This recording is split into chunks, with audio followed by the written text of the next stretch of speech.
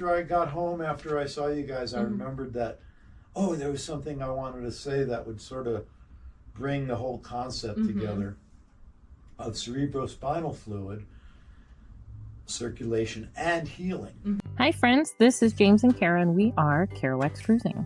We are taking you on a journey, traveling the country with our dogs and finding remote places where the dog And us. can roam free and play while we discuss life's growths, beauty, and some struggles along the way.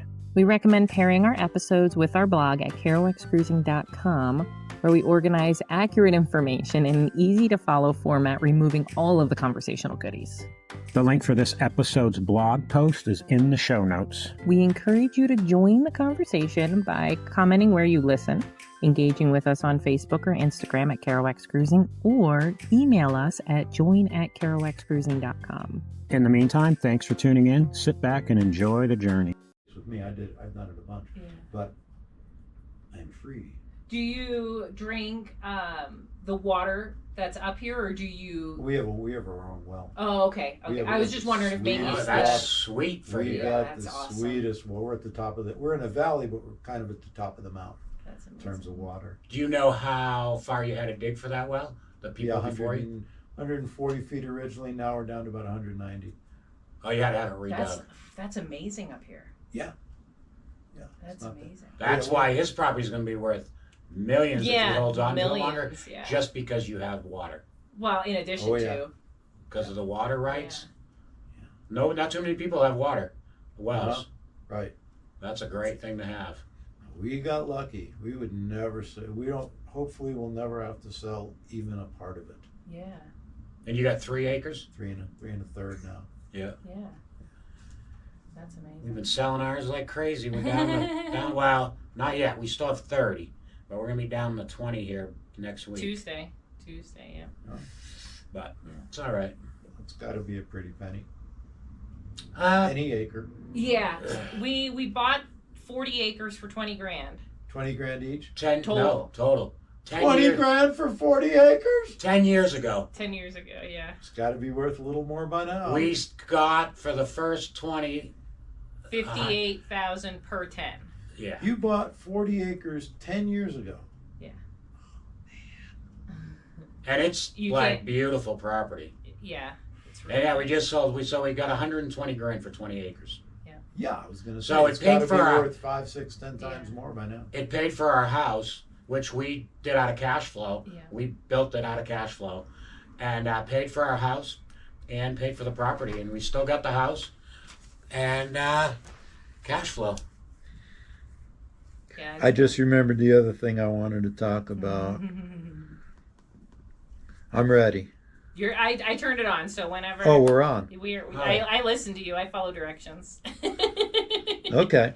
I figure I can clip out whatever doesn't seem to fit in or is disorganized. Yeah. Well, so after I got home, after I saw you guys, I remembered that, oh, there was something I wanted to say that would sort of bring the whole concept together of cerebrospinal fluid, circulation, and healing. And that is, well, two ideas. And this is in my book. I thought I'd review it. Yeah. And another part I just remembered to talk about is in the We Rise Together book that I'll mention. The first thing is first of all, the Hopis call the Middle East the other Holy Land. They call this the Holy Land, and that's the other one. And a lot of people say that I've met over the years who come from Israel and say, wow, it looks like Israel around here, the Red Rocks and Sedona and whatever. But in the Middle East, in the other Holy Land, there is the River Jordan that flows along. The River Jordan flows along into the Sea of Galilee. And the Sea of Galilee has fish and life because it has an inflow, River Jordan, and on the opposite end of the Sea of Galilee, there's another River Jordan that starts again. So it has life because it has inflow and outflow. Just like cerebrospinal fluid feeds the brain the nutrients, and then it drains away the waste. So the second River Jordan that comes out of the Sea of Galilee flows along for a while, and then it flows into the Dead Sea. And the Dead Sea is dead because it has no outlet. So it has no life. It has no flow. So no flow, no life. Or KNOW, no flow, no life. So that idea Yeah. is kind of not just metaphorical, but pretty literal for what's going on in the health of the brain and getting nutrified and cleansed. Mm-hmm. And so here's another sort of parallel idea. There was a guy named Dr. Alexis Carrel 100 years ago who wrote a book. He wrote a lot of books. He was very well renowned 100 years ago. He wrote a book called Man the Unknown and some other books, but he did a very sort of famous or infamous experiment where, now I don't have my dates exactly right, but somewhere around 1918 or something, he took embryonic chicken heart cells and he determined what their nutritional needs are per day. And every morning he spritzed in the right amount of protein and fat and sugar and vitamins and minerals, and every evening he drained off the metabolic waste, like ammonia from just metabolism. He kept those embryonic chicken heart cells alive for like over 20 years. And in 1938 or 39 or somewhere, he had to do something one afternoon, so he couldn't drain off the waste, so he gave the job to an associate who forgot to do it. And the next morning, Dr. Carroll came into his office, and the embryonic chicken heart cells that were alive for over 20 years in a petri dish were dead because they were not drained of their waste. For one day. For one night, yeah. Right. And so you can see the easy metaphor, how that applies. When cerebrospinal fluid is inhibited, interfered with, shuts down, dries up, the brain doesn't get its nutrients, and then it can't get rid of its waste. Mm-hmm. And so it's the same concept in there. Well, it makes me really start thinking about in terms of, society as a whole in general, when there's been a ton of scientific studies where scientists are kind of perplexed at why we even age, because our cells are consistently regenerating. And to kind of tie into with what you're saying, if you aren't getting rid of your waste, if your body's not working as efficiently as it needs to, you're aging just literally because you have your toxins stuck in your body. You're not, your body's not able to do its flow and its regulation like it needs to, just on the physiological level. And then when you're blocked with toxins, you can't receive the nutrients, so the cells can decrease in their functioning.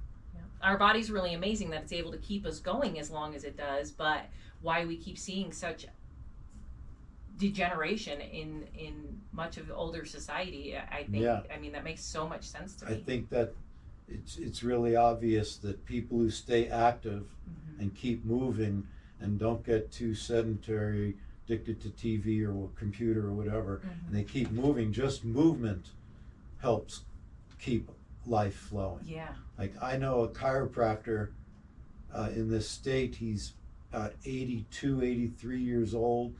He's had 4 or 5 major concussions, including sonic from when he was in the Marines. He's got the diagnosis of MS. He takes probably 50, 60 supplements every day. He just built a 3,000 square foot house off grid by himself. Oh, wow. He stays active. Yeah. He has times where he can't move. Yeah. But when he gets up and he works it. Yeah. But he takes all kinds of supplements. Yeah. And so one of the other ideas I had was Robert Frost, the poet, said, "As the twig is bent, so grows the tree." So one of the joys of doing cranial chiropractic is being able to help a youngster and help a little twig to grow properly. So there's a medical condition called cranial dysostosis, which is where the sutures of the skull overlap. And I had a patient bring in her grandson about 20 years ago.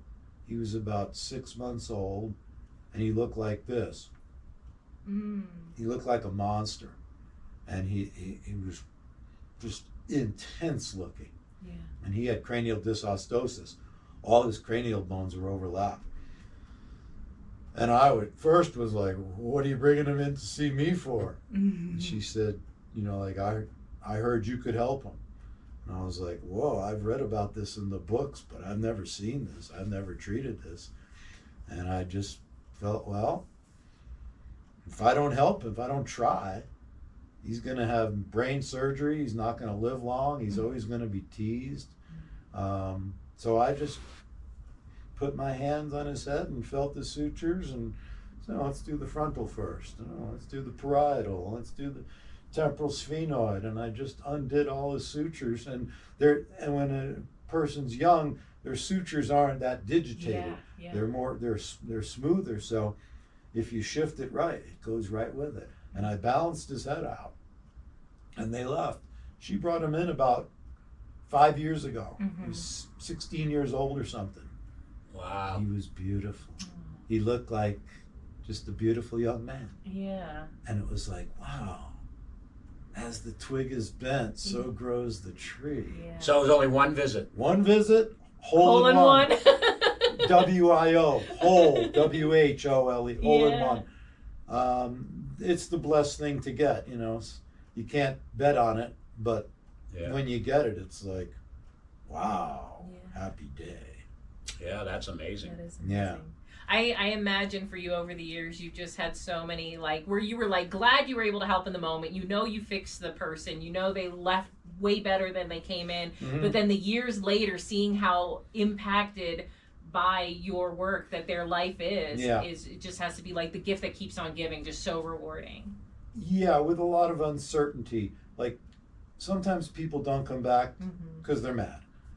You didn't give them what they wanted. Other times people don't come back because you hit the hole in one. You fixed it, yeah. Right. Yeah. Like I ran into a patient come in like 20, 30 years ago. People brought their son in who had all F's in school. And they said, he can't focus, he can't concentrate.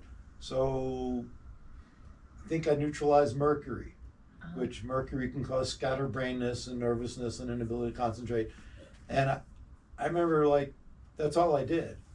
And they never came back. So I figured, they must think I'm nuts. You know. So I ran into him on the street about 3 or 4 years later, downtown. And I said, how's your boy? And they go, straight A's ever since he saw you. I'm like, really? And they're like, that's why we haven't been back. And it's like, wow. Yeah. So yeah, it can be the gift that keeps on giving. Yeah. In that way, it can be great. The other thing I wanted to talk about was, just to say the basic fact that with cerebrospinal fluid, the turnover rate, how many times it's refreshed in a day, is about 4 to 5 times a day in the average person. Wow. But when a person gets older, like age 77, it only turns over 3 times a day. And so that's part of the slowdown, because they're not getting, their turnover rate is only 3 times instead of 4 or 5. So not getting refreshing. Yeah. That's where movement comes in. That's where good nutrition comes in. That's where water comes in. That's where breathing and positive thinking and pulling it all together comes in.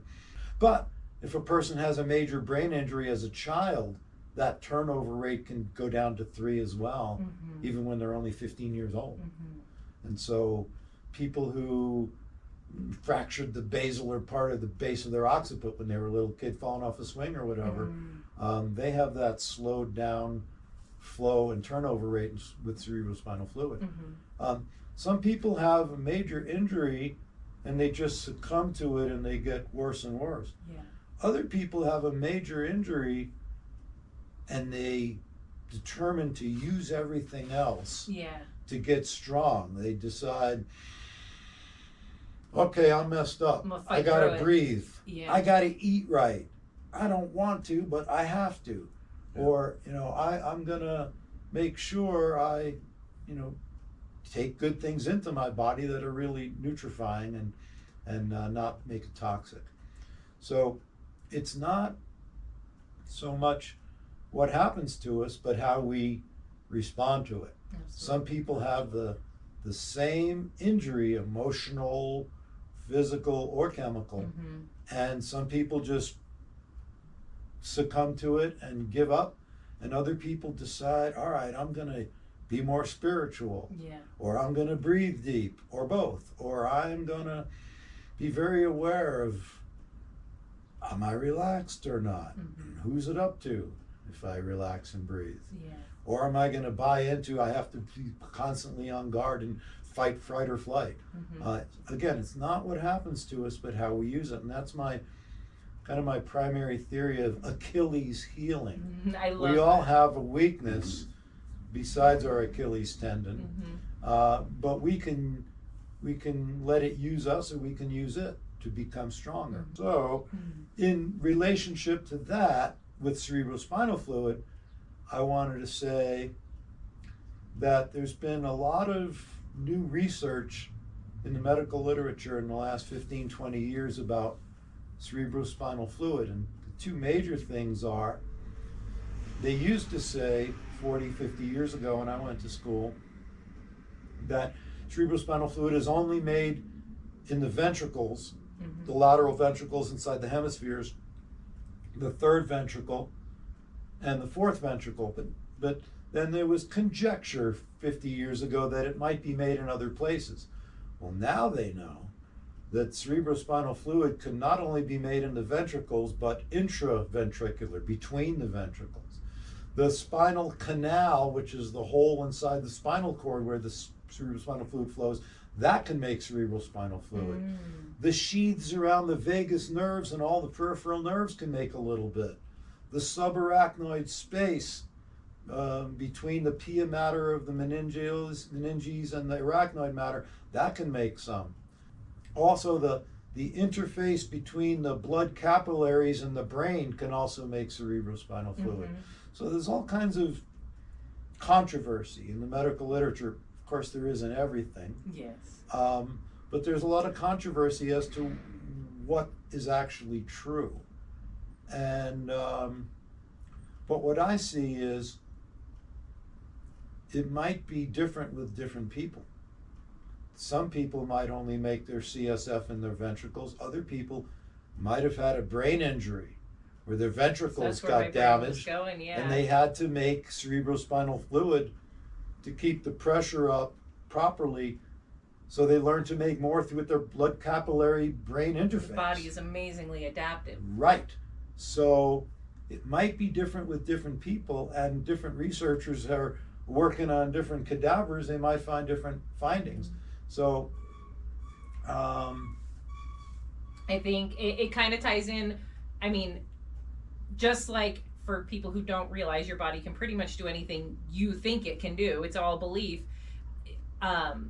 You know, men don't typically produce milk, but it's been shown that if a man has a baby that needs to be fed, it is possible that their breasts will begin to produce milk. Wow. It doesn't happen all the time, but it's scientifically possible. It has happened because they don't typically need to, you know, and it doesn't happen so much in today's society because we have formula available. But, you know, prior to the convenience of today, it's just amazing how adaptive our body can be and how incredibly resilient it is. Right. I got a big question. So, is there specific nutrients that you should be taking in as you get older to make the fluid run through your body and release the waste better? An example is, like, I had high blood pressure probably 10 years ago, and I know some of it was drinking alcohol too much and eating bad habits, but I've literally fixed. I did not want to be on a prescription medication for the rest of my life. Right. And at 45 years old, they're like, you're going to take this prescription the rest of your life. And I was like, no way. Right. And I was overweight and stuff, lost weight, was doing stuff, still do stuff like beet juice and just so many other nutritional things. Leafy greens. I mean, I could just go on and on. You're Broccoli, answering your own cauliflower. Well, I guess he wants to know the specifics. What are those? Well, And is it, the answer's too simple. The answer's too simple. Because what my teacher taught is that the problem with alcohol is not the alcohol. It's the dehydration that alcohol causes. It's the dependency on the sugar and the alcohol to keep your blood sugar up, to keep your brain awake, when you really should be eating some food like fat or protein that your body can turn into sugar. And so the problem becomes, especially when someone gets into the abuse of it, that it's not the alcohol causing liver degeneration, it's the dehydration in the liver not allowing the nutrients to flow. So when I say the answer is too simple, yeah, the answer is electrolytes, water, yeah. minerals, Nice. vegetables, alkalizing, because all sugar, and alcohol is sugar, is acidic. Yep. So the answer is alkalize, and get a lot of vegetables, get juice, get lemon water, get good herbs, but also to remember that the brain is 35% fat. And the rest of it is water. Yeah. Fat's where it's at. Yeah. Whether you are into being a Hawaiian or not, who revere the fat. Fat is what keeps your nerves protected. Oftentimes people gain a lot of weight when they're exposed to a chemical toxin, because the body is trying to store the poison in fat cells to keep it away from nerve cells. Yeah. That's what the interesting thing is sometimes what you resist persists. So much, so people are like, fat is bad, but it's actually fat on your body's protecting you. It's protecting, like you're saying, your joints, your nerves, your brain, but also pulling those toxins and storing those toxins. But on the other side of it, you get more nutrition from fat than you do from things like carbs and sugars that give you that immediate push of energy to make you feel good in that moment, but that long sustaining energy comes from your fat. And obviously, yes, your brain needs it to function, period. End of the story. Right. So getting enough protein, getting enough fat, getting enough minerals is, like I said, the answer is too simple. No, that makes sense though, because that's what life is, right? Yeah, a lot of people I've known who are recovering alcoholics do vegetable juice every day. Because it's the quickest way to get good minerals with chlorophyll and other good nutrients in there. There are tons of other nutrients that have been researched in medical literature that are good for inhibiting brain injury and or helping the body to resolve it, like magnesium, like organic, natural lithium. Even the military, U.S. government has done studies on giving soldiers tiny bits of lithium orotate, not the medical lithium carbonate, but nutritional lithium, to both inhibit, give it prophylactically before brain injury and or give it after a brain injury, and there's less degeneration over a period of time. Vitamin E's been looked at, theanine's been looked at, quercetin's been looked at, tons of others. I can get you the whole list. But the basic one is magnesium. A lot of people are magnesium deficient, and the big sign is muscle spasms, inability to relax completely. In the week, didn't you? Yeah.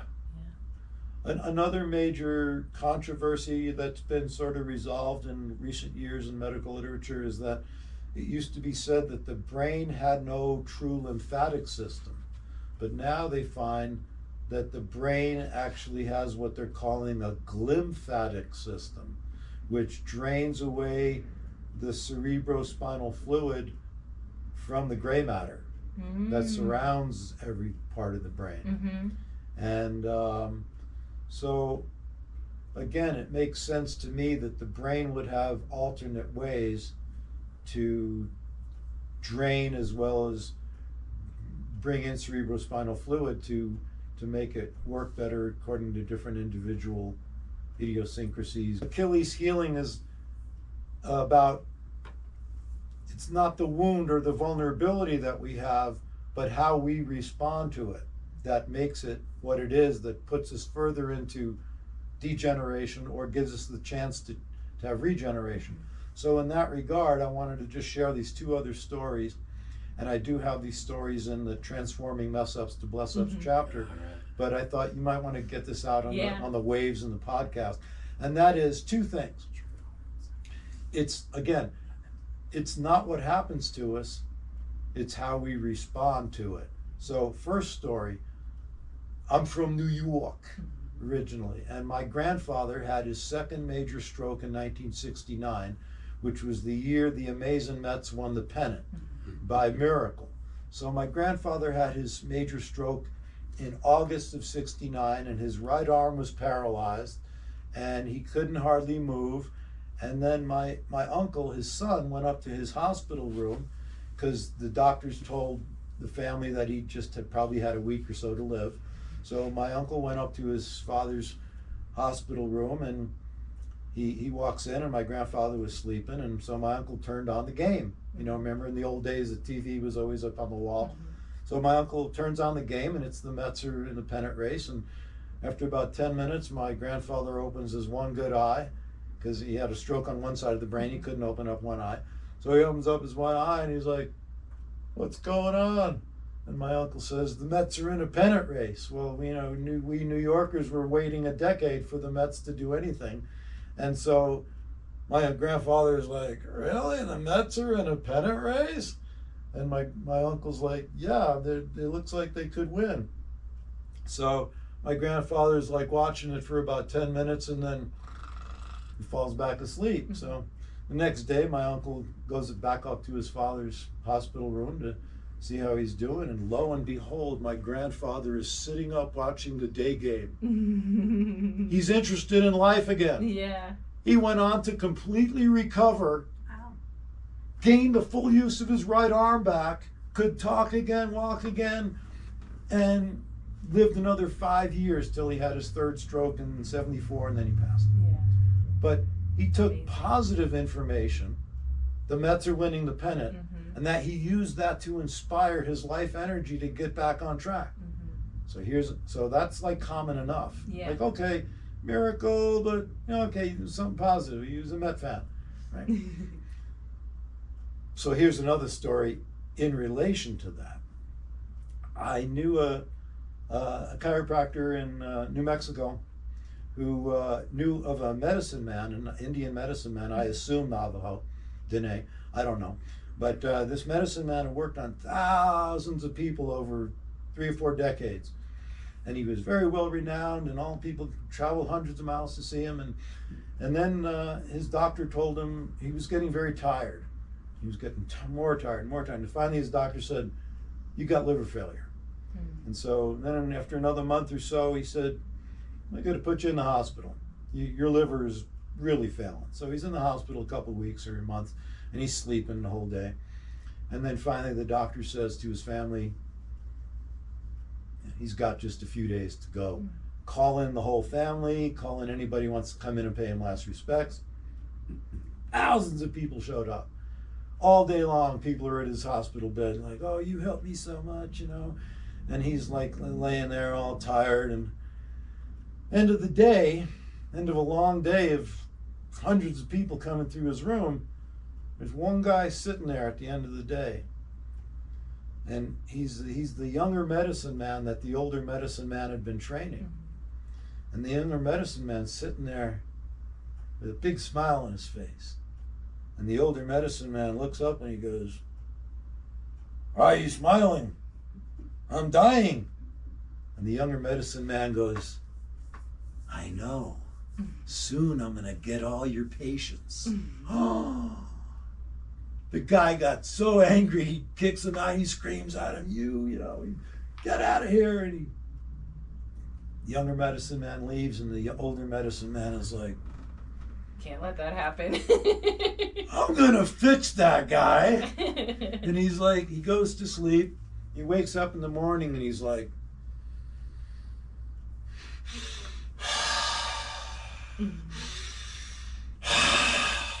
and he just starts pumping it and breathing and stretching, which is what I saw a lot of Hopi elders do when I worked on old chiefs. They would Get be that life totally force uninhibited about breathing and moving their bodies around. Even if they were in a wheelchair for decades, they would still like have this giant barrel chest from breathing.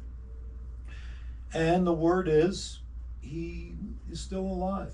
And he got completely well. His liver got functioning 100% because he got angry. And in Chinese medicine, the liver relates to anger, and you would think anger would hurt it. But No, here, it's for the release he of the used it anger. as a fuel. Yeah. Mhm. He went, I ain't giving that turkey my patience, you know. So as my wife says, the younger medicine man had no idea how powerful he was. Yeah. He got the guy to heal. So he was that one little catalyst. Because, Yeah. you know, my line is, the job of the healer is to be the coolest catalyst you can be. If you could do one little thing, that like a catalyst is like an enzyme. Mhm. It triggers a whole cascade of transformative changes that doesn't use up any energy of its own. It just trips the mechanism to get everything rolling. Yeah. And the guy hit a hole in one. The younger medicine Yeah. man hit a hole in one Uh-huh. with the older medicine man by pissing him off. Yeah. Yeah. That's amazing. I love that. So I love that story because it shows again that it's not what happens to us, it's how we decide to respond to Yeah. it. Yeah. Is whether we go, oh, I'm this way now, or we go, I'm gonna breathe, I'm gonna eat, I'm gonna think positive, I'm gonna read a spiritual book, I'm gonna read the comics, whatever it is, Yeah. you know. Mhm. Yeah. Change your perspective, change your life. Right. So those are all the things that after our last podcast, I thought, oh man, I should have mentioned all that. Mhm. So this was a joy to find out you could actually come back and do this again. Oh, That was absolutely. great. And I think we're just going to make every excuse we can to just come talk to you because why wouldn't we? Well, I'm going to try to talk my wife into coming up to your party on Saturday. That would be Saturday. What time amazing. does it start? 2:00? We were thinking 4. You can come at 2 if you'd like. Just I because want it's to hot. explore your land. Yes, yeah. Oh, definitely come come early. up whenever you want. Absolutely. We'd love to have you and share our Saturday, beautiful 4 place. o'clock. He's going to Yeah. come and explore our property, and he's going to buy it because he's going to love it so much. You never know. Don't I'm say land no. rich and cash poor. If I had the money, I would. But We got great property. You're going to love it. It's beautiful up there. So I'd be happy for you to. Have you hiked Red Butte? oh no, I've never actually hiked Red Butte. How long is it a hike? It's only 2 miles up, 2 miles down. Yeah, I think it's just short Maybe of I'll get there early and we could do it. It's a great That's hike. a good idea. I've done Havasupai, I've done Grand Yeah. Canyon, Oh yeah, nice. Yeah. but Red Butte, that would be very I think spiritual. it's a less great- than 900 feet in elevation gain, and yeah, it's actually in the new national monument. That I don't know how to say the Kalawapai National Monument up there, but it's supposed to be sacred area. Oh, I would it love to is. get your I insight know on the it, story. Oh, well, hang on. Do you have time for that? I'm not sure if I'm allowed to tell it. Oh, okay. Well, that's fair. Let me think about it. We don't want to offend anybody or. Yeah, right. Yeah, I think I can tell it. An old Hopi woman told me this story years ago. Well, first of all, I think I told you this last time. According to the Hopi, the Havasupai are stray Hopi. According to the Havasupai, the Hopi are stray Havasupai. Yeah. Everybody accuses everybody else of not being on the path, and they're stray us, you know. Mhm. So I heard the story that there was a man, I think his name was Yahoya, and he knew all 84 corn songs. So he could grow corn by singing. Mhm. He could plant the corn, they say, and the plant would just grow. He could plant corn in the middle of his house in the middle of winter, and he'd sing to it, and it would grow. So his family ate fresh corn in the middle of winter while everyone else was eating dry, cracked, parched corn. Mhm. And so people got jealous of him. So they tried to kill him. So he ran down to Flagstaff, and he was like a mile or two ahead of him, and he ran down to Old Cave's crater, and they chased him around the crater, and they chased him, and finally he went up around the peaks and went up to Red Butte. And he went up into a cave or a little hole in the wall, and then they caught up to him. Mhm. And then so they were like, all right, we'll just wait till you get down. Well, what does he do? He plants corn and melon seeds right there in the cave. And he starts singing to it. He throws them down the watermelon rind. And they eventually had to go away because they got hungry. Yeah. And then he came down and supposedly went down Cataract Creek to start Havasupai. Oh wow. That's the story of the Hopi saying the Havasupai are stray us. Uh-huh. And then some of his relatives found out back at Hopi, and then And they came- came to live supposedly at Havasupai. But again, the Havasupai say, no. Yeah. The Hopis are stray us, not the other way. So who knows what the truth is. Yeah, but it's a good still story. an awesome story. I That love is a it. great one. I love it. That's awesome. And that's what the Hopis always tell you: if you grow corn, sing to it. Mm-hmm. So I don't know any of those songs, but I just, sing anyway. You're so intuitive. I'm sure you get the right song accidentally. Hope so. You grow a lot of stuff in your greenhouse? I'm just trying again this year. No, in the greenhouse, yeah. But I originally, when I moved out here, I thought I'm going to be a big farmer. I'm going to grow everything, but getting a frost in the middle of July has a way of disinclining you. Yeah. And we used to get those every year. Yeah.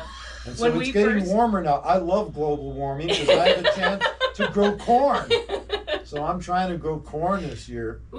Our first year we moved onto our property, we had done all these starters. We had like 26 tomato plants started. We were like ready. We're growing everything. We get up there, we get them all into the ground. It's super hot, 100 degrees every day. June 26th, we got 25-degree temperatures. We got a hard freeze. We covered up as much as we could. Didn't matter. Killed them all. Pray a lot. Bye-bye. We haven't gardened since. Right. We're the same way. But in the last few years, we're like, it's getting warmer. Maybe. Should have grown corn last summer. I don't think we summer. had a June freeze this year. Man, we had 4 months without a frost last summer. It is crazy. It is the craziest thing. Right, Because it's Stefan? Arizona, and you just think you could grow, and the sun gets so hot that it burns everything, or you get frost in June. Yeah, get this. Flagstaff, 1967, on Christmas Day, had 8 feet of snow on the ground. It did not snow again all winter until May 25th. It snowed 8 inches.